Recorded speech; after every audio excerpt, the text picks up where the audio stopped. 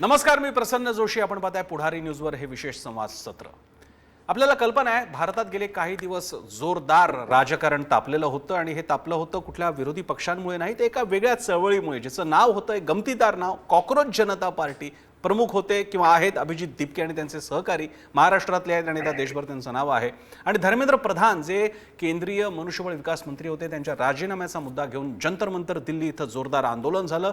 राजीनामा द्यावा लागला. असं म्हटलं जायचं की या सरकारमध्ये राजीनामे होत नाहीत, ते प्रत्यक्षात आणलं अभिजित दिपके आणि त्यांच्या सहकाऱ्यांनी आणि विविध पक्ष घटक पक्षातल्याही तरुणाईनं आणि जेन झी आणि अन्य तरुणाईनं सुद्धा दिल्लीपासून मुंबईपर्यंत आणि देशभरामध्ये या सगळ्या फिनॉमिनाला कशा प्रकारे पाहावं, याचे पुढचे आयाम काय असणार आहेत आणि ज्या प्रकारे अभिजित दिपकेचा प्रवास राहिलेला आहे, अमेरिकेतून उच्च शिक्षण घेतलेला आणि महाराष्ट्रामध्ये ज्याचे ग्रामीण भागामध्ये रूट्स आहेत, मुळं आहेत, तर या सगळ्या फिनॉमिनाकडे बघायला आणि आपण हे विसरायला नको. अभिजित दिपके हा एक आंबेडकरी विषयाचा अत्यंत अभ्यास असलेला तरुण आहे, ग्रामीण भागातून येतो, मागासवर्गीय आणि ज्याला आपण बहुजन समाज म्हणू त्याच्यातून आलेला हा एक वेगळा तरुण आवाज आहे. त्यामुळे त्याच्या मूल्यमापनासाठी आपल्याला असाच एक आवाज मिळाला तर असा एक आवाज आपल्यासोबत आहे. आंतरराष्ट्रीय ख्यातीचे अभ्यासक, लेखक, सामाजिक विचारवंत डॉक्टर सूरज येंगडे.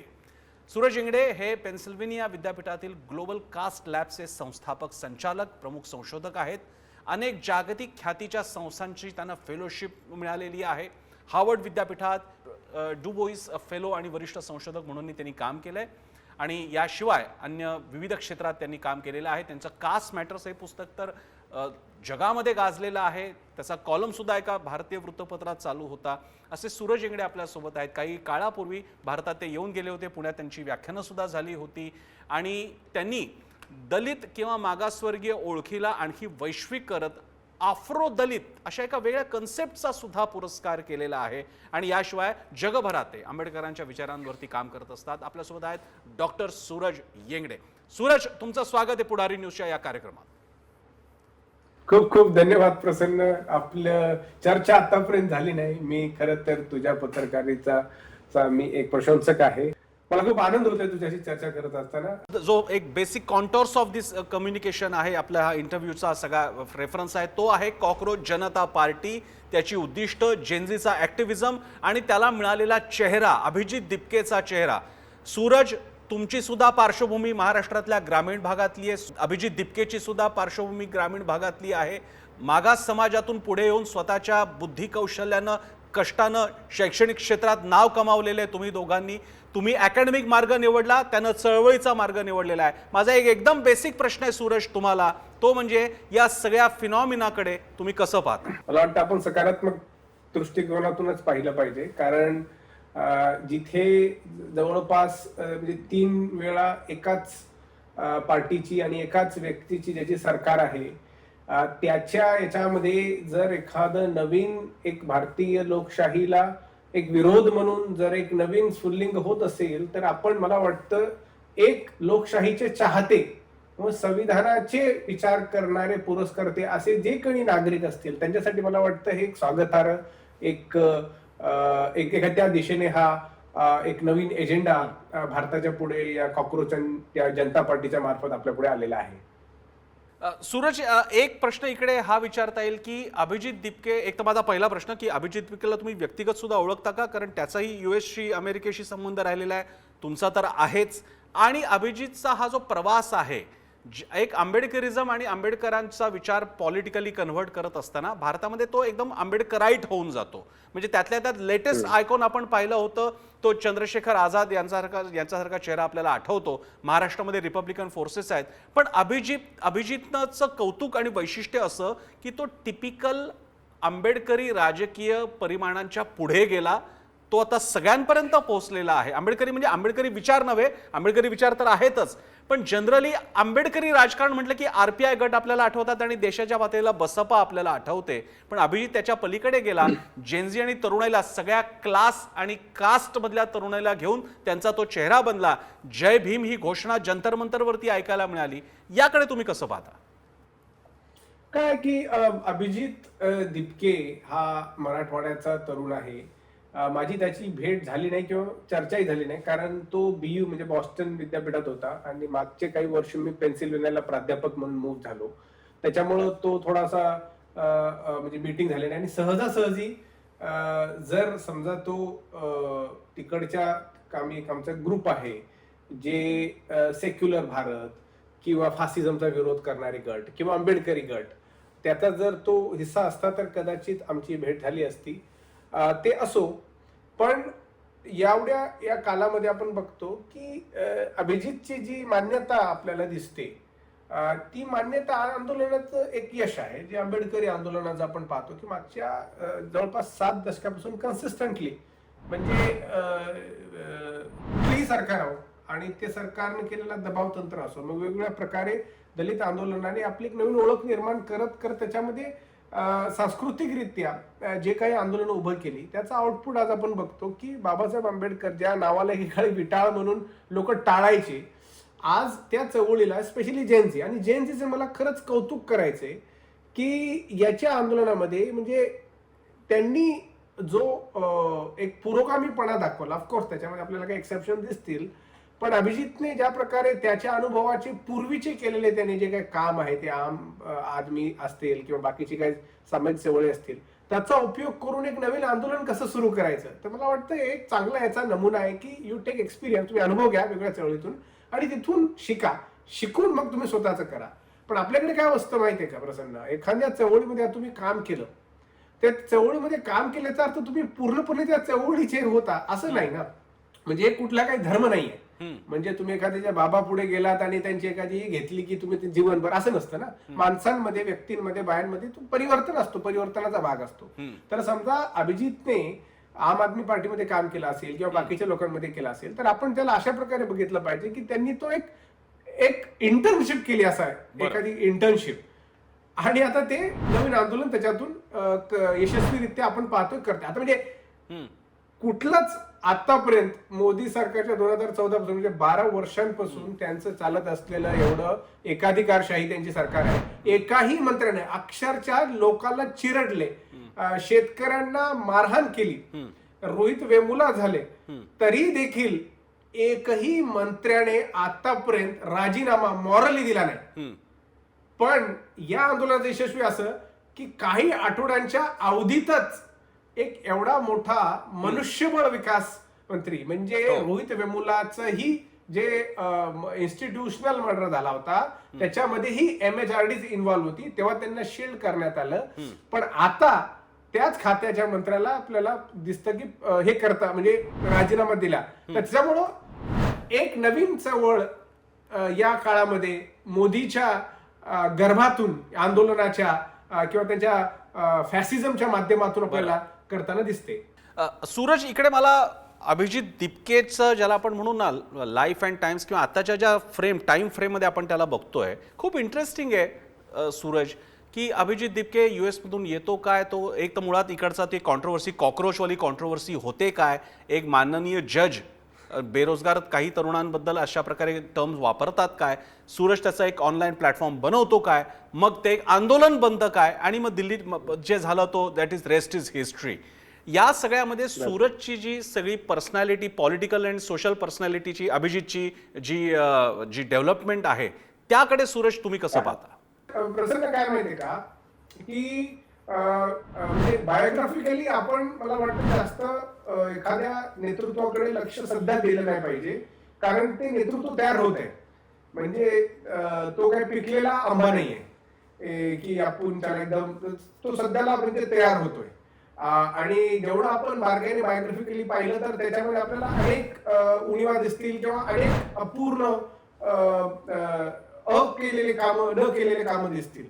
पण अभिजित दिपके नावाचा युवा तरुण बॉस्टन मधून तिथे शिकून तो परत येतो. म्हणजे विचार करा, बॉस्टन विद्यापीठ हे मामूली विद्यापीठ नाहीये. तिथून मार्टिन लुथर किंग ज्युनियर सारखे महत्वाचे नागरी हक्कासाठी लढणारे ग्लोबल आयकॉन तयार झाले, त्यांना नोबेल पुरस्कार मिळालेला आहे. म्हणजे बॉस्टन युनिव्हर्सिटीचा एक थिओलॉजिकल हिस्ट्री राहिलेली आहे, BU त्याला म्हणतो. तर त्याच संस्थानातून अनेक आधुनिक म्हणजे ब्लॅक लाईव्ह मॅटर चळवळ जर आपण पाहिली तर तिथं इब्राहिम केंडी नावाचा एक म्हणजे अतिशय प्रभावशाली कृष्णवर्णीय प्राध्यापक किंवा विचारवंत तिथे बॉस्टन युनिव्हर्सिटीमध्येच होता. तर त्या एखाद्या आपण म्हणजे तो जी पार्श्वभूमी जर बघितली तर त्या पार्श्वभूमीतून असे आपल्या लक्षात येतं की दीपकी हा ट्रेडिशनली आंबेडकरवादी नाहीये, ज्याला आपण स्टिरिओटिपिकली जो म्हणतो, जसं तू म्हणला की बीएसपी किंवा आरपीआय. कारण ते जर त्याचे अफिलिएशन तुमच्याकडे राहिले तर मग तुम्ही एका प्रकारे आयडिओलॉजिकली तुम्ही बाइंडेड असता. कारण ती विचार करण्याची जी प्रवृत्ती असते ती त्या सीमांतरातच आपल्याला लादलेली असते आणि त्याच्या बाहेर विचार करणं तर एका प्रकारे ब्लास्फेमस असतं. आणि हे आपल्याला आंबेडकरी विशेष करून दलित चळवळीमध्ये दिसतं. मग ते रिपब्लिकन पक्ष असो, बसपा असो किंवा अन्य पक्ष असो. कारण याचं कारण आहे, हिस्टॉरिकल कारण आहे की खूप मिसळ झाली तर मग एजेंडा डायल्यूट होतो. आणि भारतासारख्या व्यवस्थेमध्ये जातीच्या एजेंडाला घेऊन काम करणं म्हणजे जवळपास 10-10,500 जातींचं लक्ष घेऊन काम करणं. तर त्याच्या बाहेर निघून हे असे जे यंग जे आहेत मुलं अभिजित सारखे, त्यांना तो एक स्पेस आहे म्हणजे जी आंबेडकरी चळवळीने ऑलरेडी तयार करून ठेवलेला आहे, तो रेडी आहे. आणि त्याच्या सोबत एक असा एक स्पेस आहे जो म्हणजे हमेशा राहिलेला आहे. 70च्या दशकात पाहतो त्यांनी कम्युनिस्टांची भूमिका घेतली, काही माओइस्ट झाले, नक्सलाइट झाले, बाकीच्या गोष्टी झाल्या. तोच जो उग्र आहे, तो जो अँगर आहे युवकांमधला, तो एक स्पेस आहे. तर तो दोन स्पेस सहज इथं मिसळताना आपल्याला दिसतात, जे आधीच्या काळात आपल्याला सहजरित्या उपलब्ध नाहीत असे दिसलेले आहेत. आणि याला आपण कारण हे समजू शकतो की विद्यापीठांमध्ये देखील काही कमी अधिक प्रमाणामध्ये समाज माध्यमांमधूनही त्याच्यावर अनेक पुरस्कार जे बहुजन क्रिएटर्स आहेत किंवा पुरोगामी विचारांचे क्रिएटर्स आहेत त्यांनी देखील या युवकांपर्यंत जाऊन त्यांना एक विवेकवादी विचार करण्यासाठी आमंत्रण दिलं. त्याच्यामुळे आपल्याला पाहता येईल की दोन संगम या विचारांच्या पार्श्वभूमीत होताना आपल्याला या आगामी काळात दिसतात. सूरज, एक प्रश्न इकडे असा सुद्धा आहे की या जे हे आंदोलन झालं त्यात मोठ्या प्रमाणात जेनझी सुद्धा इन्व्हॉल्व्ड होती, त्यांनी पार्टिसिपेशन त्यांचं दाखवलं होतं. त्यांच्या भाषेबद्दल, त्यांच्या कम्युनिकेशनच्या स्टाईलबद्दल, त्यांच्या भाषेबद्दल, आयकोनोग्राफीबद्दल खूप काही बोललं गेलं. तुम्ही तर US मध्ये राहिलेला आहात, तिकडे अशी आंदोलनं होत असतात. काही महिन्यांपूर्वी तिकडे नो किंग्स आंदोलन झालं होतं आणि बाकीची आंदोलनं युनिव्हर्सिटी कॅम्पसेस, तिकडचे युनिव्हर्सिटी कॅम्पसेस तर जास्त वायब्रंट राहिलेली आहेत. तुम्ही त्या अर्थानं या आंदोलनाची, या पिढीची भाषा आणि त्याचे अर्थ याकडे कसं पाहता सूरज? प्रसंग आपल्याला ना, मला खूप आवडला हा जो कंपॅरिझन आहे.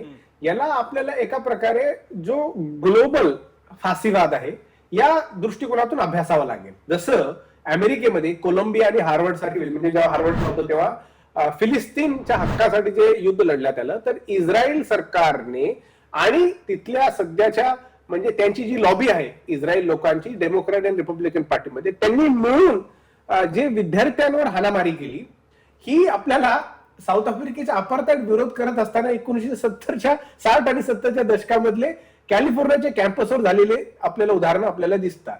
तर तोच जो इथं आपल्याला प्रभाव भारतामध्ये दिसत आहे आणि तोच युवकांचा अनेक ठिकाणी तिथं विरोध होत आहे. तिथं आपल्याला जागतिक पार्श्वभूमीवर एका पटलावर आपल्याला तो जो डिसेंट आहे, तो डिसेंट आपल्याला युवकांमध्ये वेगवेगळ्या आयकोनोग्राफीज असतील, आर्टिस्टिक स्टेटमेंट त्याच्यातून मिळालेला. आणि बघा, हे होणारच आहे, आर्टिस्ट विरोध करणारच आहेत.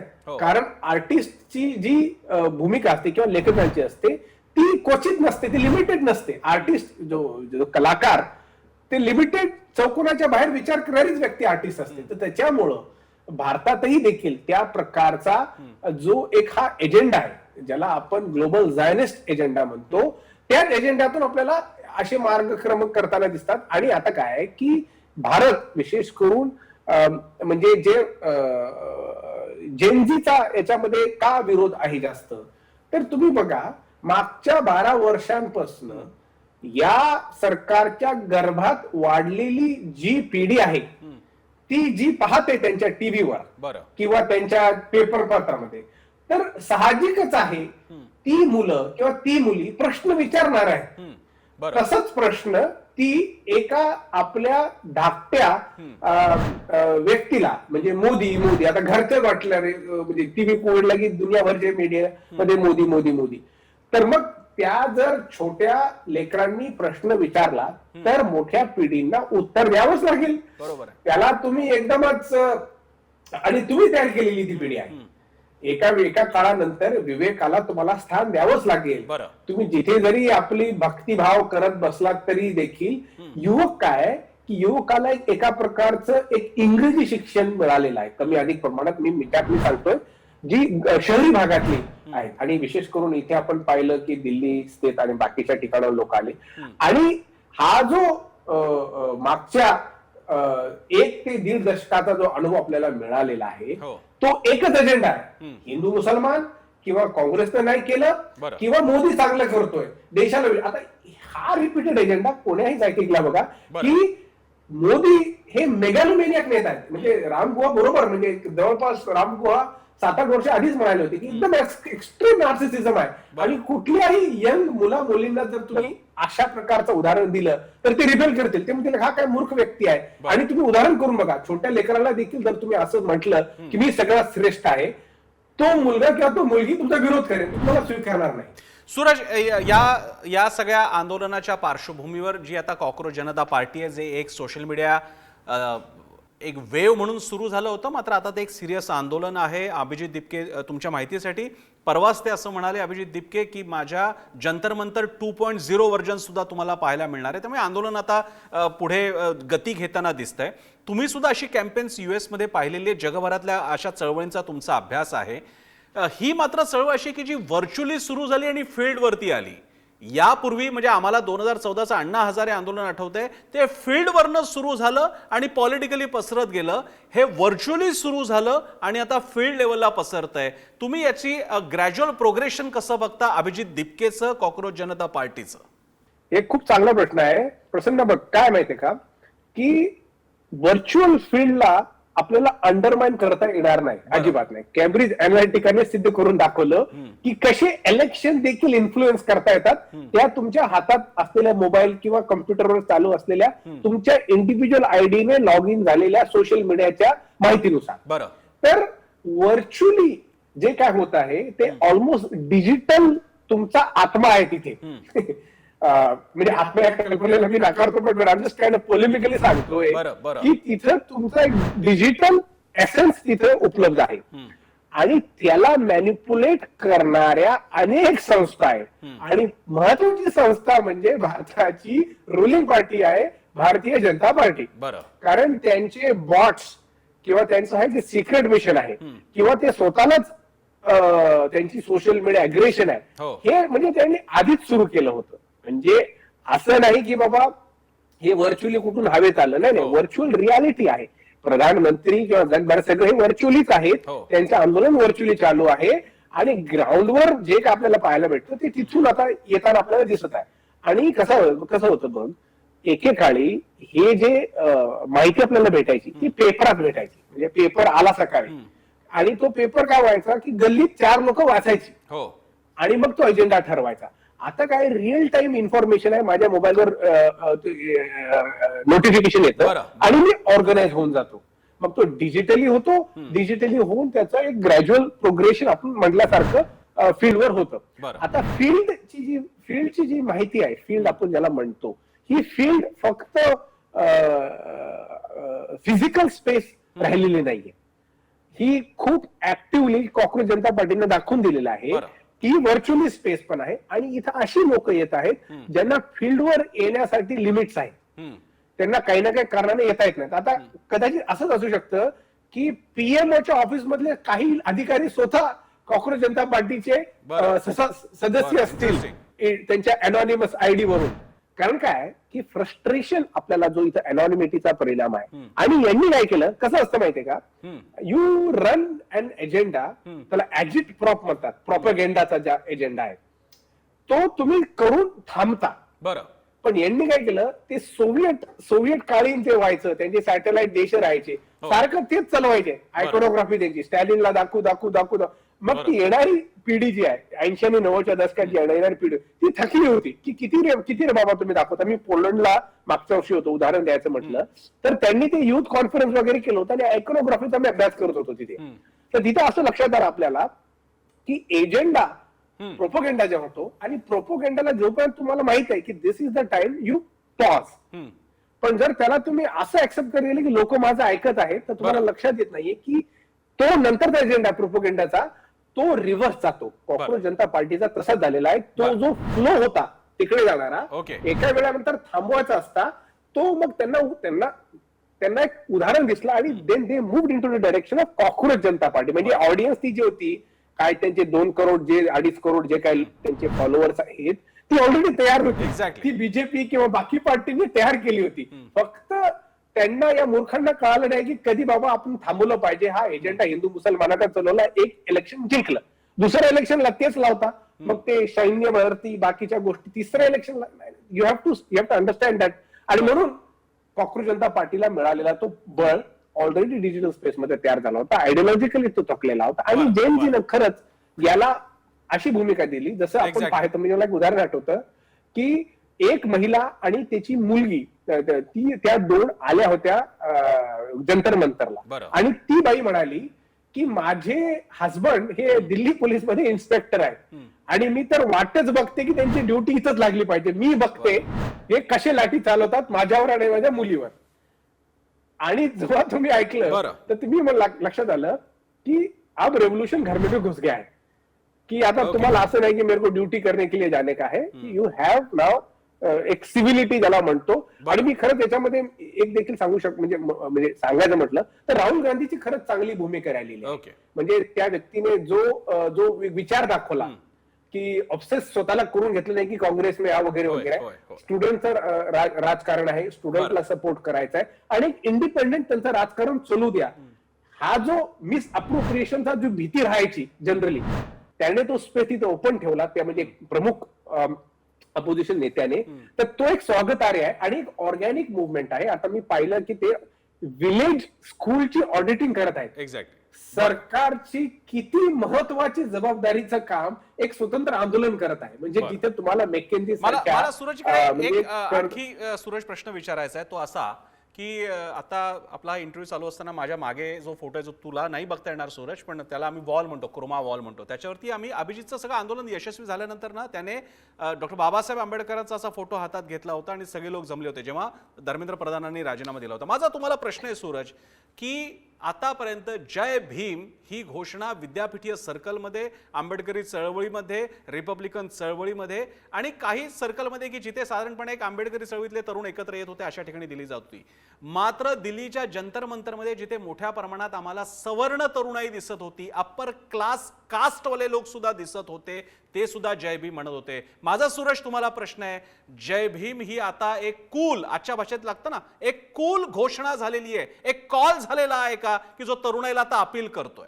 साहजिकच आहे. कारण काय माहितीये का, बाकीचं नेतृत्व हे ट्रायड अँड टेस्टेड आहे. प्रसंग म्हणजे गांधीचा काळ होता आणि तो चालला, मग त्याच्यानंतर मग डाव्या विचारांचा भरपूर लोक आले, म्हणजे एम एन रॉय बाकीचे गट आले, मग ते माओइस्टांचं आलं. म्हणजे हे ट्रायड अँड टेस्टेड झालं. बाबासाहेब आंबेडकरांना ट्रायड अँड टेस्टेडचा जो स्कोप आहे तो आता सुरू झालेला आहे. म्हणजे एक तसं पाहायला गेलं तर 90च्या दशकामध्ये मंडल आंदोलनाच्या वेळेसच सुरू झाला होता, पण आता जो इंटरलाइज झालेला, म्हणजे जय भीम म्हणायला घाबरणारी लोक आज ती करताना दिसत आहेत.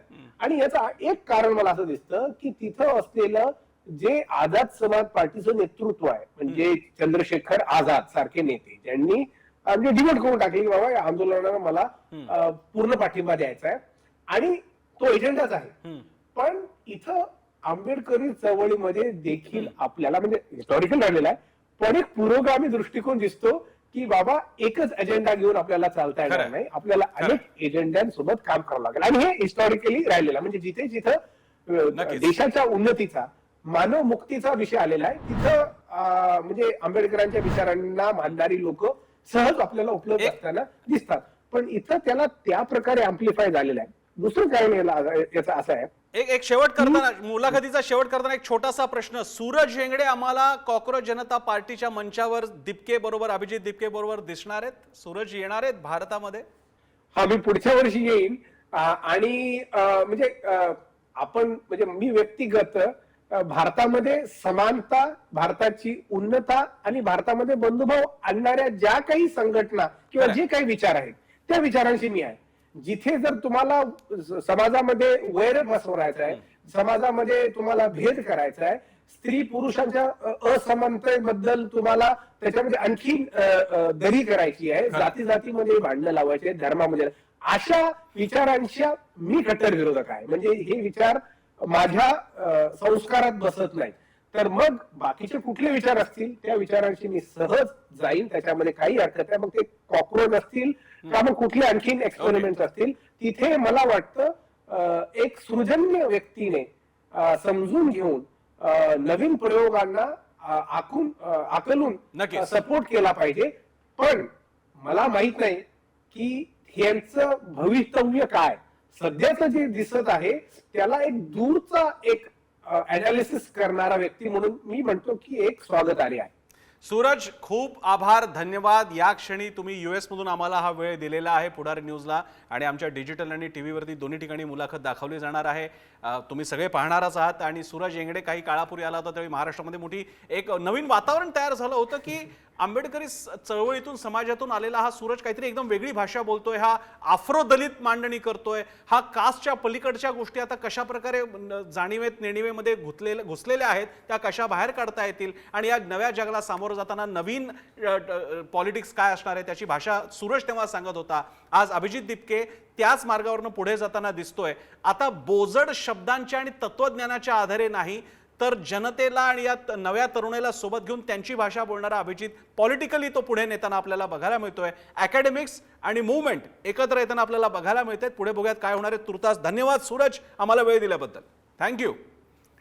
आणि यासोबतच या विशेष संवाद सत्रात आपण इथेच थांबूया. पाहत राहा पुढारी न्यूज.